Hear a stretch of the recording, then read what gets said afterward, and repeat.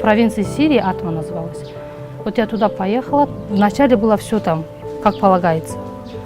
Потом уже постепенно начала бомбежка, там неподалеку машины заминированные взрывали, было страшно. И страх был, и голод был, и холод был.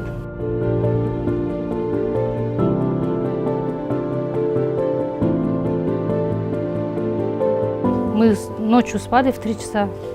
Самолет ударил, получается, сзади нашего дома ракету. После этой ракеты мы проснулись. Мы когда выходили, получается, с комнаты, еще 2 ракеты. И вот, получается, шифонер, стенка, вот это все упало на детей. Ребенок проснулся, весь в крови был, глаз не мог открыть, пальцы были повреждены у него.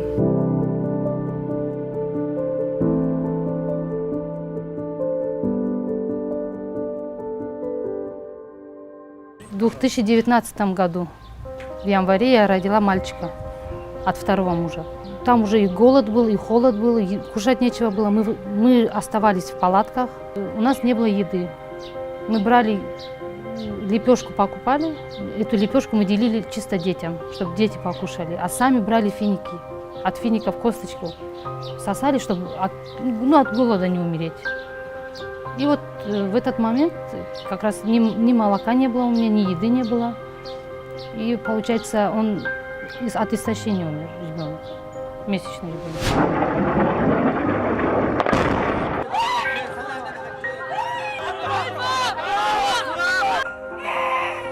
Это иллюзия, да. Там ничего по шариату не было. Там убивали женщин, там детей убивали.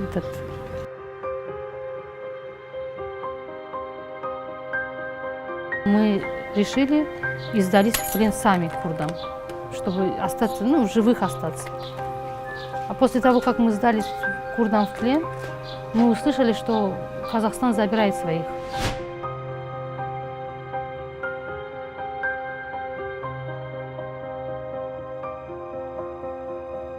Я очень благодарна, что я приехала обратно сюда, что государство не отказалось от нас, что приняло обратно нас, что дало шанс нам. Если ты хочешь делать что-то там ради Аллаха, как говорится, это не обязательно ехать куда-то. Здесь тоже, например, есть столько людей, например, которым нужна помощь, поддержка. Для меня сейчас мечта, чтобы мои дети забыли все, что было там, получили свое образование, свое выучились. Казахстан – это мирное небо над головой. Это я ни на что не променяю больше Казахстан.